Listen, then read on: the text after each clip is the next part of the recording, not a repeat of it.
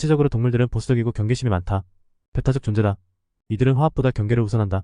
자신이 설정한 영역에 침입자가 발생했을 때 이들은 수용하지 않는다. 최초의 호모사피엔스도 그랬다. 이들은 채집 수렵을 할 때 혈족 구성으로 1020명의 소집단 생활을 했다. 이처럼 상대를 믿지 못하고 혈족으로 구성된 소집단으로만 공동체를 유지하던 기간이 인류 역사에서 가장 길었다.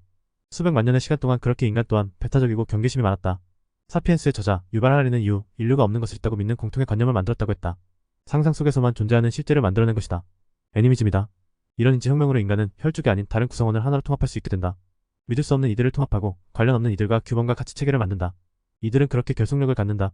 같은 신을 믿는 이유로 통합하고 같은 언어를 사용하는 이유로 통합하고 같은 곳에 살고 있다는 이유로 결합한다. 공동체 결집을 키운다.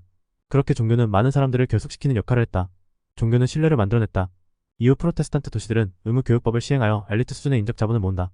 이는 다시 교육이라는 신뢰의 명분을 만들고 공동체를 키웠다. 이처럼 문명 발전 키포인트는 신뢰라는 무형의 관념이다. 사회적 신뢰는 경제 거래를 수행하는데 긍정적인 역할을 한다. 예전에는 같은 신을 믿는 이유로 결합했다면 이후에는 생활 수준이나 교육 수준 등으로 상대를 신뢰한다. 과거부터 법의 지배가 탄탄한 사회일수록 더 부유한 경향이 있다. 법치는 투자와 경제 성장을 장려하고 재산 보호를 중시했다. 법치주의는 경제 성장에서 가장 중요한 요소 중 하나였다. 법을 잘 지키고 신뢰하는 사회일수록 경제 성장이 빨랐던 이유다. 참여정부 시절 14대 노동부 차관을 지냈던 정명석 작가는 대한민국이 무너지고 있다고 했다. 그에 져서 대한민국은 왜 무너지는가를 보면 우리 사회는 근본부터 허물어진다고 했다. 원인은 잃어버린 신뢰다. 정치뿐만 아니라 경제, 사회, 역사, 문화 등 여러 방면에서 신뢰가 무너졌다고 그는 말했다. 2억 년 넘게 세계 과학기술을 선도하던 중국은 1850년에 이르면서 모든 분야에서 유럽에 뒤처지기 시작했다. 고대와 중세의 문명을 이끌던 중국은 왜 19세기부터 전락했는가?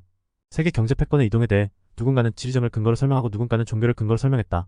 누군가는 제도정을 근거로 설명한다. 그러나 부가 확대되는 원인은 한 가지의 이유만으로 설명할 수 없다. 어느 지역이 부유해지고 어느 지역이 빈곤해지는가?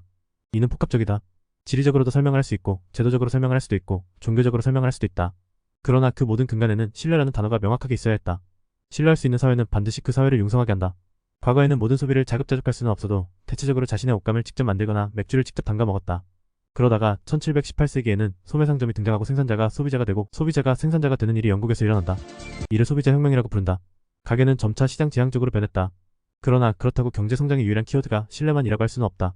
신뢰뿐만 아니라 전쟁과 여성 노동에 대한 문화적 태도, 높은 임금 등 사회가 부유해지기 위해서는 다양한 이유가 필요했다. 유럽은 중국보다 전쟁을 많이 벌였다. 유럽의 농촌은 대개 전쟁을 치르면 막대한 피해를 입었다. 유럽의 전쟁에서 상대적으로 방어가 잘 되는 곳은 도시였다.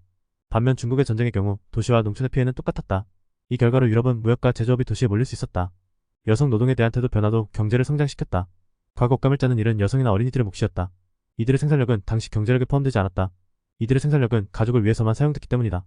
그러나 영국에서 면직물을 기반으로 산업혁명이 발생하지 이야기가 달라졌다. 면직물 생산 지역에 사는 여성의 경우 소득이 증가하게 된 것이다. 때로 그들의 소득은 남성의 소득과 비슷하거나 그 이상 되기도 했다.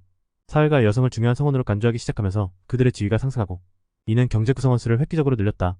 여성의 경제 진출뿐만 아니라 비싸지는 임금도 산업혁명을 촉진하는데 중요한 역할을 했다. 중세 영국에서 산업혁명이 일어나는 이유는 무엇일까?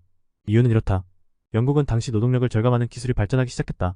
14세기 중반 흑사병이라는 전염병으로 노동인구가 급격하게 줄었다. 어떤 이들은 이때 세계 인구의 3분의 1이 사망했다고 추산하기도 한다. 노동자가 줄어드니 임금이 높아졌다.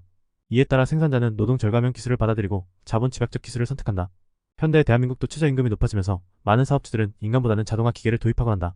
가령 자동으로 찌개를 끓여주는 기계를 도입하거나 안내데스크에는 키오스크를 배치하고 서빙 아르바이트보다 서빙하는 로봇으로 인력을 대체하는 것이다. 이처럼 어떤 지역이 부유해지기 위해서는 단 하나의 조건과 이유가 원인이라고 하기 힘들다. 여러가지 사회, 문화, 기후 등 다양한 변수와 조건들이 잘 융합하다가 어느 순간 그것이 임계점을 넘어서면 그 사회가 부유해지는 것이다.